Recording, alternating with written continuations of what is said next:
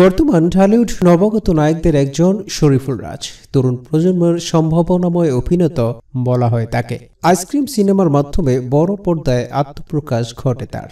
এরপর নরনারাই সিনেমায় অভিনয় করে পেয়েছেন বেশ পরিচিতি। এই অভিনেতা রাজ জন্মদিন, বিশেষ এই জন্মদিনে রাজকে শুভেচ্ছায় ভাসাচ্ছেন তার বন্ধু, সহকর্মী ও শুভাকাঙ্ক্ষীরা। তবে একটু বিশেষভাবে উদযাপন করলেন অভিনেত্রী পরিমণি। রাজকে পাশে বসিয়ে কেক কেটেছেন তিনি।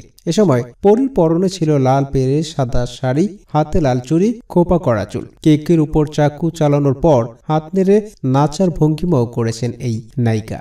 নিজের হাতে রাজকে কেকও খাইয়ে দেন তিনি। এছাড়া এক তোড়া ফুলও উপহার দিয়েছেন এই অভিনেতাকে।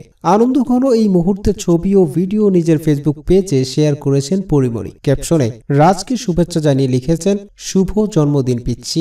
উল্লেখ্য, পরিমণি ও শরীফুল রাজ জুটি বেঁধে সম্প্রতি একটি সিনেমায় কাজ করেছেন, আর এর নাম সুনীল। আর এই ছবিটির নাম গুণিন। নির্মাণ করেছেন গিয়াসউদ্দিন সেলিম। সিনেমাটি অনলাইন প্ল্যাটফর্মে মুক্তি পাবে।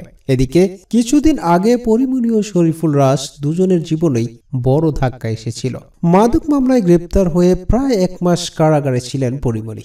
জামিনে মুক্তি পেয়ে আবারও কাজে ফিরেছেন এই অভিনেত্রী। অন্যদিকে গুলশান একটি মারাত্মক গাড়ি দুর্ঘটনার শিকার হয়েছিলেন এই রাজ।